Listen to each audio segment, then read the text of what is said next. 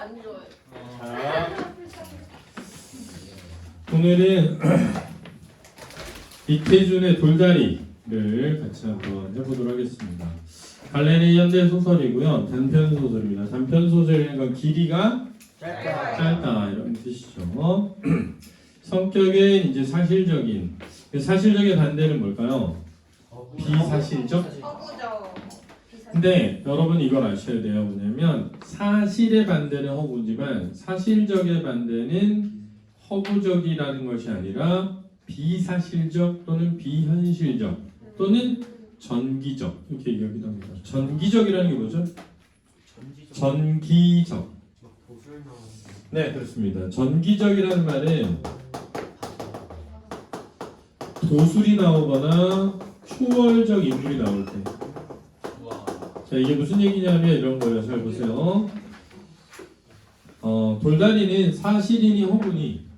돌다리 사실이요. 허구입니다. 허구. 그렇죠? 돌다리는 실제 사실이 아니라 꾸며낸 허구예요. 허구인데 그 나와 있는 내용이 마치 뭐 같다? 사실 같다. 그래서 사실적이라는 거예요. 따라서 다시 얘기하지만 사실의 반대는 허구입니다. 얘는 사실이 아니야. 아니야. 그러니까 허구예요. 근데 무슨 적이다?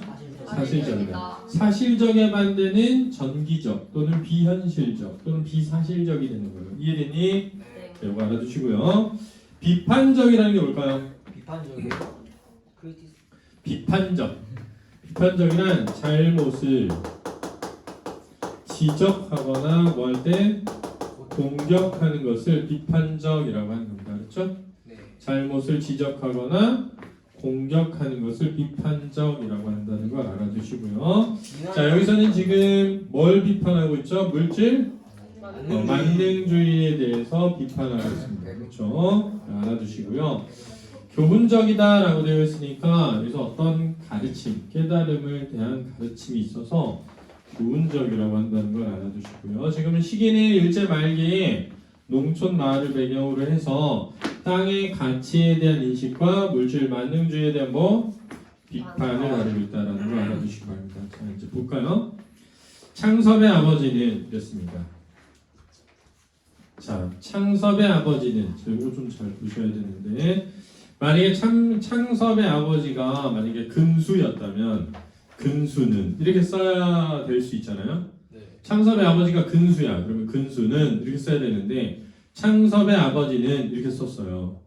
네. 그죠? 네. 그러면 누구 입장에서 아버지야? 창섭. 창섭 입장에서. 그럴 수 있죠. 그죠?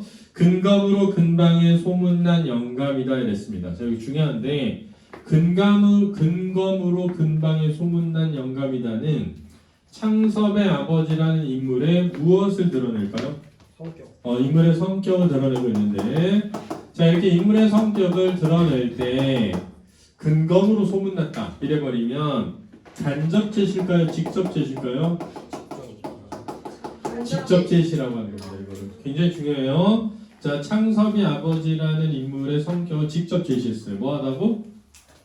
근검하다 이렇게 설명한 거예요. 근검하다. 곡식값보다 다른 물가들이 높아졌을 뿐 아니라 전 때에는 죄송합니다. 그러나 자기 때에 와서는 밭 하루가리도 늙지는 못한 것으로도 소문난 영감이다 그랬습니다. 자기 때에 와서는 창섭이 아버지 때에 와서는 이 뜻이에요. 그럼 할아버지나 그 위에서는 밭을 늘려왔는데 창섭이 아버지는 밭 하루가리도 늙지 못한 것으로 소문났대요. 곡식값보다 다른 물가들이 높아졌을 뿐 아니라 자, 곡식값보다 다른 물가가 높아졌으니까 곡식을 통해서 돈을 많이 벌었겠어? 못 벌었겠어? 못 벌어서 땅을 늘리지 못했을 뿐 아니라 전 때에는 모르던 아들의 유학이라는 것이 큰 부담인데다가 그러니까 아들도 뭘 했어? 유학. 그러니까 돈이 많이 들어간 데다가 이 뜻입니다. 할아버지와 할머니께서 나를 부자 소리는 못 들어도 굶는다는 소리는 안 듣고 살도록 물려주시고 가셨다. 드럭드럭 탐내 모아선 뭘 하니? 자, 드럭드럭 탐내 모아선 뭘 하니? 라는 말은 땅을 모을 필요가 없지 않을까? 이런 뜻이에요. 땅을 모으면 뭐하니? 이런 뜻이에요. 네. 할아버지께서 할아버니는 할아버지예요. 쇠똥을 맨손으로 움켜다가 넣으신 논.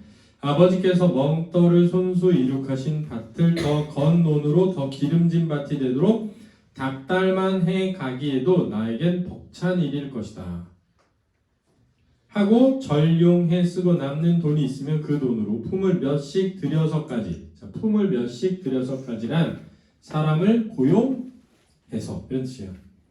사람을 고용해서 빗둔 논배미를 바로잡기. 비뚤어진 논배미를 바로잡고 밭에 돌을 추려 바람맞이로 담을 두르고 개울에는 뚝마기를 하고 그러다가 아들이 의사가 된 후로는 아들 학비로 쓰던 몫까지 들여서 동네 길은 물론 읍길, 정거장 길까지 닦아 놓았다.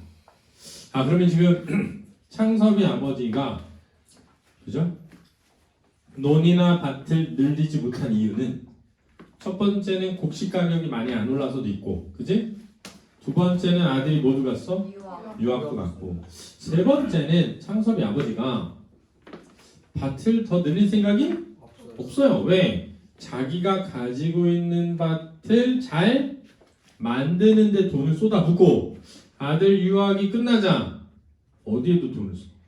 마을에도. 그래서 마을에 돌, 길 이런 걸 다 넓히는 거야. 알았지? 그러니까 이 아버지는 되게 어떤 사람이야? 좋은 사람인 거야. 그러니까 게을러서가 아니라 부지런한데, 그지? 부지런한데 막 그런 욕심쟁이는 아닌 거지. 그렇지? 여간 근 땅을 또 남을 주면 땅을 버린다고 여간 근실한 자국이 아니면 자 근실한 자국. 근실한 자국이란 부지런한 사람이 아니면 이런 뜻이에요.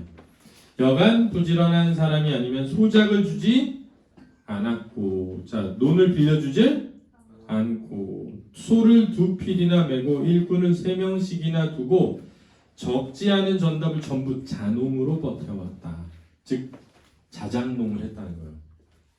이해됐니? 그러니까 땅을 늘려봐야 소용이 없죠. 왜? 땅을 남 주지를 않을 건데 내가 다 할 수가 없잖아. 이해됐죠? 실속이 타작만 못하다는 둥 일꾼 셋이 저희 농사해 가지고 나간다는 둥 이해만을 따져 비평하는 소리가 많았으나 창섭의 아버지는 땅을 위해서는 자기의 이해만으로 타산하려 하지 않았다. 실속이 타작만 못하다. 이 말은 뭐냐면 창섭이 아버지가 혼자 일하기 어려우니까 사람을 고용해서 농사를 지었는데 그럴 거면 그냥 남 빌려준 다음에 남이 농사 지은 다음에 세금을 받으면 되잖아. 이게 소작농이란 말이에요. 근데 그러지 않고 혼자 농사 짓는데 농사를 못 지으니까 사람을 써. 일꾼을 데려다가 일을 시켜서 농사를 짓는데 일꾼들한테 품삯을 줄 거 아니니. 그러니까 타작만 못하다 이거야. 자작농인데 타작만 못하다. 일꾼 3명이 자기 농사 해가지고 나간다. 이게 무슨 말이냐면 일꾼 3명이 품삯 받아가면 사실은 그 농사 다 자기 거 한 거랑 똑같이 가져갔다는 거야. 그러면은 창섭이 아버지는 손해보면서 한 거야. 왜? 땅을 뭐하게 여겨서? 귀하게 여겨서. 땅을 소중하게 여기니까 쉽게 남한테 맡길 수가 없는 거야. 손해 나는데도 그냥 자기가 하는 거야. 창섭이 아버지 땅을 위해서는 자기 이해 타산을 하지 않았다. 이와 같은 임자를 가진 땅들이라 곡식을 거둔 뒤 그루터기만 남은 논과 밭이 돼. 아까 했죠. 벼벤 그루해. 있잖아. 벼벤 그루해. 했잖아, 그렇지? 그 바닥에 고르다는 거야. 고르다. 알았지? 울퉁불퉁하지를 않다. 그 언저리의 발음 알죠? 네. 똑바르다. 흙의 부드러움이 마치 시루떡 목판대하는 것처럼 누구 눈에나 탐스럽게 흐뭇해 보였다. 이런 땅을 팔기에는 아무리 수입은 몇 배나 더 나은 병원을 늙기 위해서나 아버지께 미안하지 않을 수 없었다. 창섭이가. 그러나 잡히기나 해가지고는 3만 원 돈을 만들 수가 없었고, 자 잡히기나 해가지고는 담보만으로는 담보만으로는 3만 원을 만들 수가 없고 서울에서 큰 양관을 손에 넣기란 양관이란 서양식 건물. 돈만 있다고 아무 때나 될 일이 아니었다. 자, 지금 아들은 의사야. 서울에서 의사인데 병원을 하고 있어. 근데 병원에 환자가 늘어난 거야. 그래서 병원을 뭐 해야 돼? 확장해야 되는데 마침 좋은 곳이 났어. 근데 거기에 들어가려면 뭐가 필요해? 돈이 필요해. 여기까지 이해됐니? 근데 돈이 필요한데 당장 돈이 필요한데 아빠가 가지고 있는 땅을 담보로 해서는 돈이 다 준비가 안 돼. 그럼 아빠가 땅을 뭐 해야 돼? 팔아야 되는 거야. 여기까지 이해됐니? 자, 지금 전부 서술자의 서술이에요. 아버지께서는 내년이 환갑이시다. 어머니께서는 겨울이면 해마다 기침이 도지신다. 진작부터 내가 모셔야 했을 거다. 그런데 내가 시골로 올 수는 없고. 시골이 뭐야? 시골. 그렇지? 사투리예요. 시골. 천생 부모님이 서울로 가시어야 한다. 한 동네에서도 땅을 당신만치 못 거둘 사람에게 소작을 주지 않으셨다. 땅 전부를 소작을 내어 맡기고는 서울과 편안히 계실 날이 하루도 없으실 게다. 아버님의 말년을 편안히 해드리기 위해서도 땅은 전부 없애버릴 필요가 있는 거다. 자, 이게 누구의 생각이야? 아들의 생각입니다. 내적 독백이라고 그랬어. 내적 독백. 아들은 의사인 아들은 마치 환자에게 치료 방법을 이르듯 냉정하게 차근차근 이야기를 시작하였다. 외아들인 자기가 부모님을 진작 모시지 못한 것이 잘못인 것. 한 집에 모이려면 자기가 병원을 버리기보다 부모님이 농토를 버리고 서울로 오시는 게 순리인 것. 병원은 나날이 환자가 늘어가지만 입원실이 부족되어 오는 환자의 3분의 1밖에 수용 못하는 것. 지금 시국에 큰 건물을 새로 짓기란 거의 불가능한 일인 것. 마침 교통 편한 자리 3층 양옥이 하나 난 것. 등등등등 중량. 시골에 땅을 둔다고 해야 1년에 고작 3,000원의 이익이 떨어질지 말지 하지만 땅을 팔아다 병원만 확장해 놓으면 적어도 1년에 10,000원씩은 이익을 뽑을 수 있는 것. 돈만 있다면 땅은 언제라도 이 다음에라도 서울 가까이 얼마든지 좋은 것을 살 수 있다는 것. 자, 여기서 이제 중요한 겁니다. 지금 땅에 대한 아들의 생각은 무슨 적이죠? 땅을 아들은 어떻게 생각하냐면 물질적인 가치로 생각하고 있는 겁니다. 그렇죠? 근데 아까 봤잖아요. 아버지는 그 땅을 물질적 가치로 보는 게 아니라 정신적 가치로 보고 있다는 거예요. 그러면 어떤 걸 비판하는 걸까? 물질적 가치로만 땅을 보는 아들을 비판하는 거예요. 그럼 뭘 교훈이야? 땅은 물질적 가치만 있는 게 아니다를 가르치려고 하는 거예요. 지금 요 대비를 이해해야 돼요. 알았니?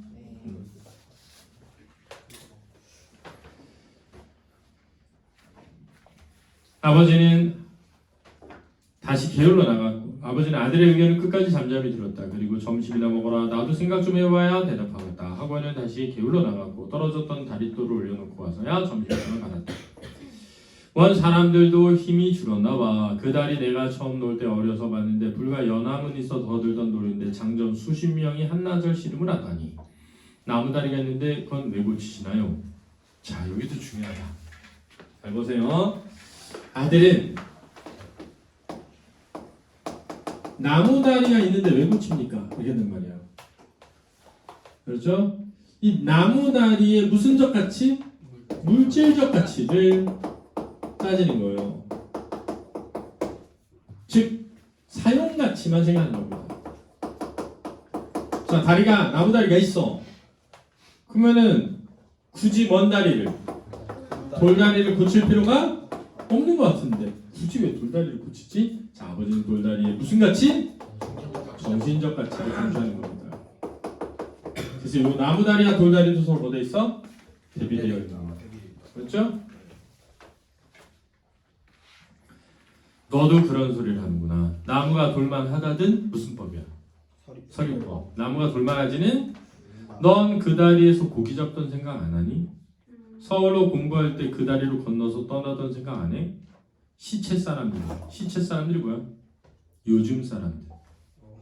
요즘 사람들을 모두 인정이란 사람한테만 쓰는 줄 알더라. 내 할아버지 상도를 그 다리로 건너다 모셨고 내가 전차를 끼고 그 다리로 글 읽으러 다녔다.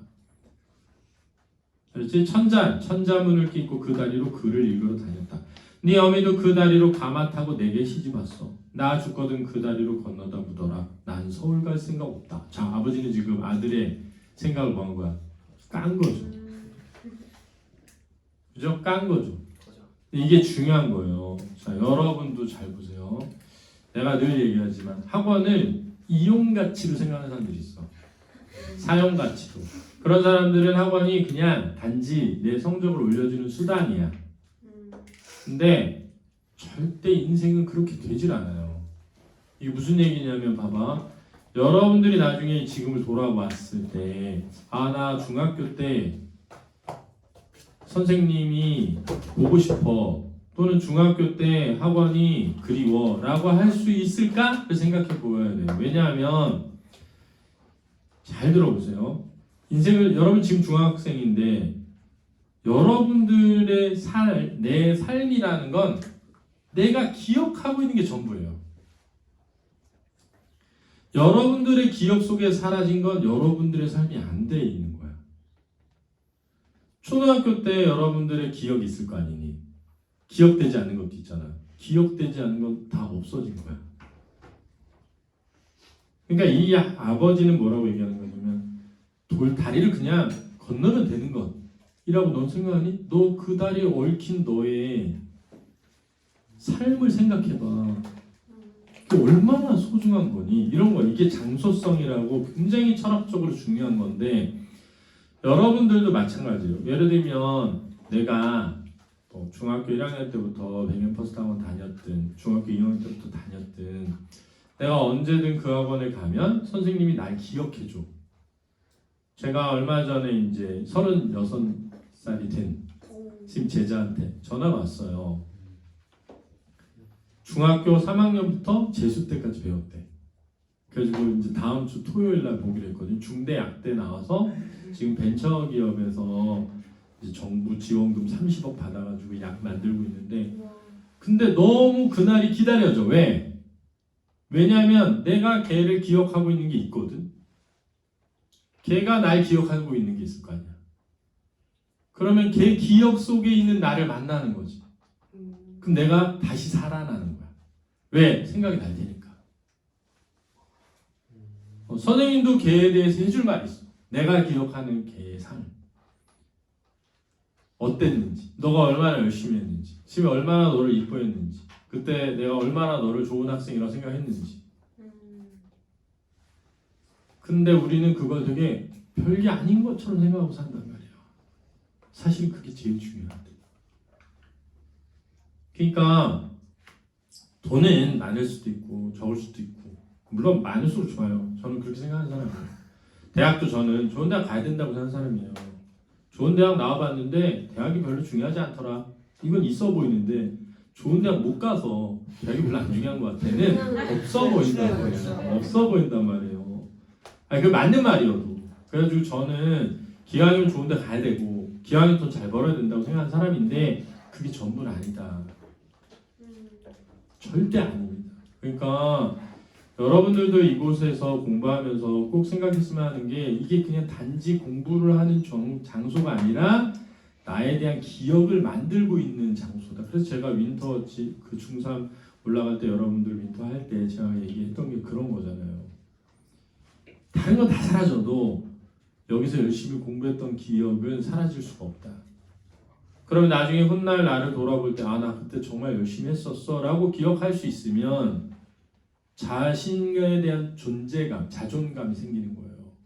그럼 내가 공부를 잘하든 못하든 성적이 잘 나왔든 안 나왔든 괜찮은데 자존감이 떨어지면 늘 나보다 잘한 사람과 비교하게 돼. 늘 내가 부족해 보여. 늘 불안하고 늘 행복하지가 않고 그건 아무리 벌어도 행복할 수가 없어요. 그렇게 되면 제가 어떻게 살았든 난 정말 내 인생의 소중한 기억을 가지고 있어. 그게 중요하다. 근데 그게 장소와 연관돼 있어요. 항상. 그래서 선생님이 백연퍼스트 학원을 한 거예요. 그런 장소로 만들어주려고. 그래서 화요일날 수업하고 있는데 계속 전화가 와가지고 누가 전화 왔나 했더니 이제 재작년에 졸업한 학생이 현대백화점에서 뭘 먹었는데 너무 맛있어서 포장을 해서 선생님한테 주려고 기름관으로 간 거야. 내가 여기 있었는데 백화점에서 사서. 그래서 갔는데 없으니까 전화를 계속 하는 거야. 그래가지고 선생님 지금 현백에 있어 했더니 아 선생님 거기 있었어요. 하면서 다시 왔어. 왜 왔냐? 그거 주러. 그리고 가. 그럼 갔어 그냥. 근데 여러분 나중에 내가 걔를 고1부터 고3까지 가르쳤는데 나를 가르쳐준 선생님한테 맛있는 거 먹을 때 떠올라서 그 선생님 떠올라서 그 선생님 거 사서 주는 거 어려운 겁니다. 그거 어려운 거예요. 그게 얼마나 소중한 건지를 알아야 돼. 인생을 살 때. 그래서 나는 너무 소중해. 그게 너무 예쁘고 너무 좋고 나 너무 행복했어. 그거를 하나 먹는데 내가 인생을 진짜 잘 살았구나. 생각해봐. 내가 맛있는 거 먹다가 무슨 좋아하는 남자친구도 아니고 아빠도 아니고 삼촌도 아니고 학교 선생님도 아니잖아. 심지어 학원 강사가 떠올라서 사서 그거 주려고 왔다 갔다 하고 간 거야. 감격까지 완벽하다. 그러니까 여러분들도 한번 잘 생각해보세요. 내가 그럴 수 있는 선생님이 있을까? 네, 그런 선생님이 있는 건 정말 없는 거랑은 완전 다른 거예요. 알았죠? 그러니까 열심히 하셔요. 그리고 제가 다른 반은 몰라도 우리 반은 다 내가 기억해 줄 테니까 정말 사는 게 힘들다. 그러면 오세요. 내가 소주 한 잔 사주면서 너가 얼마나 공부를 안 했는지 그때부터 난 네가 이렇게 될 줄 알았는데 욕을 바가지로 해줄 테니까 농담입니다. 농담이니까 피칸?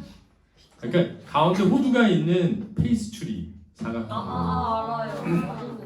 있었습니다. 자 가볼게요. 계속 해볼게요. 개구리 살짝.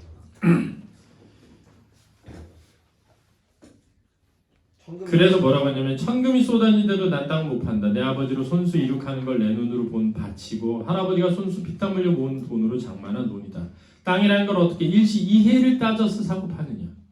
일시이해를 따져서 내가 얘기했잖아요. 이해를 따져서 하는 사람 많다고요. 많다고요. 나한테 이익이 되면 다니고 아니면 안 다니고 이런 사람도 많잖아요. 사고팔관 땅이 없어 봐라. 짐이 어디 있고 나라가 어디인 줄 아니. 땅이란 만물의 근거야. 돈이 있다고 땅이 뭔지도 모르고 욕심만 내서 문서 쪽으로 사 모으기만 하는 사람들. 문서 쪼가리로 돈놀이처럼 변리만 생각하고 이자 제 조상들과 그 땅에 어떤 인연이 있는지 도무지 생각만 하고 헌신짝거리듯 하는 사람들. 내 눈엔 괴이한 사람들로밖에 보이지 않더라. 네가 누구 덕에 오늘 의사가 됐니? 내 덕인 줄 아니? 내가 땅이 없이 뭘로? 밭에 가서 절하고 논에 가서 절해야 한다. 자고로 하늘 하지만 하늘의 덕이 땅을 통하지 않고 사람한테 미친 줄 알았니? 땅을 파는 건 그게 하늘을 파는 거나 다름없다. 땅을 밟고 다니니까 땅을 우습게 여기지. 땅처럼 운과가 분명한 게 뭐냐? 인과응보. 하늘은 차라리 못 믿을 때도 많다. 왜? 갑자기 막 비가 오거나 갑자기 막 가뭄이 들거나 하잖아요. 그러나 힘들이는 사람에게 힘들이는 만큼 땅은 반드시 후한 보답을 해준다. 세상에 흔해 빠진 지주들 땅은 소작인한테 맡겨버리고 떡하니 도회지에 가서 도시. 소출은 뭐냐면 땅에서 나온 곡식이야. 팔아다가 모두 도시에 낭비하고 땅 가꾸는 데는 단돈 1원에 벌벌 떨고 땅으로 살면서 땅에 야박한 놈은 자식으로 치면 후레자식이지. 땅이 말을 할 줄 알아봐라. 배가 고프단 땅이 얼마나 많을 테냐. 해마다 걷어만 가고 땅은 자갈밭이 되니 아나. 뚝이 떠나가니 아나. 자 서리법이야. 안다 모른다? 모른다는 거야. 땅이 자갈밭이 되는데도 몰라. 왜? 서울에 있으니까. 걸음 한번 제대로 넣었나? 서리법. 걸음도 안 줘. 정 급하게 돼서 자기니 우는 소리쯤 해야 요즘 너희들 신이들 주사 놓듯이 고든 금비만 갖다 털어놓지. 금비는 화학비료. 그렇게 땅을 홀대하고 이제 죽어서 땅이 무서워 어디로 갈 텐구. 너로서는 어떤 수단을 쓰든지 병원부터 확장하려는 게 과히 엉뚱한 욕심은 아닐 줄도 안다. 그러나 욕심을 부리면 못 쓴다. 의술은 옛날부터 인술이라지 않니? 매살 순탄하게 진실하게 해라. 그러니까 거절하는 거죠. 네. 이해됐니? 네. 그 땡땡땡땡땡땡이니까 아들이 아빠의 말을 뭐 하고 있는 거야? 들어. 여기서 중요한 게 있어. 아들은 아버지의 말에 감동해서 생각이 바뀐다? 틀려. 아들은 아버지의 말을 듣고 아버지가 내가 설득할 수 있는 사람이 아니라는 걸 알게 되는 거야. 근데 여기 애들이 많이 틀리는 부분이야. 왜냐면 아들은 자기 생각을 버리진 않아. 그러나 아버지 생각은 아버지 생각대로 맞다고 생각해. 그래서 아버지 뭐 할 수 없다? 설득할 수 없다. 그다음 중요한 게 있어. 뭐냐면 시점인데 이 소설의 시점은 전지적 작가 시점인데 여기서 중요해. 무슨 전지적 작가 시점이냐? 선택적 전지적 작가 시점이야. 다른 말로 제한적. 자, 사실은 이 소설은 누구 입장에서? 아들의 입장에서 씁니다. 그래서 창섭이의 생각은 따옴표시 막 쓰거나 하고 아버지는 말로만 해. 그리고 어머니는 중간에 가면 아버지는 이렇게 나오거든. 근데 이게 특이한 점이야. 뭐냐면 서술자가 특정 인물의 시각에서 이 소설을 쓰게 되면 특정 인물의 시각에 공감하도록 하거든. 그러면 그 특정 인물이 글쓴이의 생각을 대변할 때가 많은데 이 소설은 특이하게 아버지가 글쓴이의 생각을 뭐하고 있어? 대변하는데 서술자는 누구 입장에서? 아들 입장에서 썼다는 거야. 이해됐지? 그러니까 이 소설은 전지적 작가 시점이라 모두를 다 쓸 수는 있는데 주로 누구의 생각? 아들의 생각을 위주로 써서 특정 인물, 누구? 아들. 자, 특정 인물의 시각에서 이야기를 뭐하고 있다? 전개하고 있어. 그렇지? 근데 작가의 의식을 대변하는 건 누구라고? 아버지죠. 그래서 아버지는 물질적 가치보다는 무슨적 가치를 중시하는 거야? 정신적 가치를. 이게 중요하다. 네가 가업을 이어나가지 않는다고 탓하진 않겠다 이거야. 여기서 가업은 뭐니? 농사죠. 그죠? 넌 너로서 발전할 길을 열었고 그게 또 모지리베의 악업이나 활인을 악업이 아니라 활인하는 인술이래. 활인이 뭐야? 사람을 살리는. 내가 어떻게 불평을 말하겠니? 다만 3, 4대 집안에서 공들여 이렇게 놓은 전장을 남의 손에 내맡기게 되는 게 몹시 애석한 심사가 아니랄 수는 없다. 팔지 않으면 그만 아니니까. 나 죽은 뒤에 누가 거두니. 너도 이제도 말했지만 너도 문서 쪽만 쥐고 서울에 앉아서 지주 노릇하게 그 따위 지주하고 자기 땅에서 땅들이 얼마나 꼴른지 아니? 꼴른다는 거야. 썩어? 간다. 안 된다. 팔 테다. 나 죽을 임시에는 다 팔 거다. 돈에 팔 줄 아니? 사람한테 팔 거야. 건너편 용문이는 우리 느르지 눈 같은 거 한 해만 붙여보고 죽어도 농꾼으로 태어났던 거 한탄하지 않겠다고 했다. 독시장만 같은 내 논 밭의 이름이야. 논 이름. 해봐라. 문보나 덕길이 같은 사람은 길 빠르게 나앉더라도 집을 팔아서 살려고 할 거다. 그런 사람들에게 땅 임자 안 되고 누가 내어 옳겠느냐. 그러니까 아버지는 땅을 결국은 뭐 할 거야? 팔 건데 누구한테?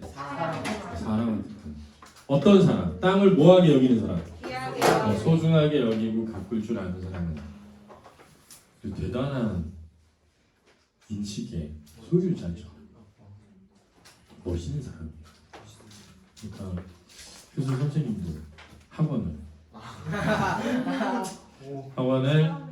사람에게 이게 빌드업이었네. 팔아야겠구나라는 생각을 하고 그럴 수 있는 사람, 정말 아이들에게 어떤 인생을 함께 할 수 있는 사람이 누굴까 이런 생각을 하고 있다는 거를 알아주시면 대단히 뭐하겠다? 감사하겠다라는 거고요. 마지막에 그래서 결국은 아들은 아버지의 생각을 인정하고 아버지에게 공감하지는 않고 나와는 다르구나라는 걸 깨닫고 서울로 뭐하면서 돌아가면서 끝나게. 시작은 아들이 막 고향에 돌아오면서 저 멀리에서 공동묘지를 봐. 왜? 그 공동묘지에 죽은 누이 동생의 묘가 있어. 근데 그 누이 동생이 그 억울하게 오진으로 죽었어. 오진으로 죽어서 얘가 뭐가 되겠다는 의사가 되겠다는 꿈을 가지고 서울에서 유학을 해서 의사가 됐는데 돈이 필요하게 돼서 돈을 들여서 병원을 개원하면 여동생의 사진을 제일 먼저 걸어놓겠다고 다짐해. 응? 그러면서 이제 아버지를 그럼 어떻게 설득할까 하면서 이제 가면서 시작되는 거야.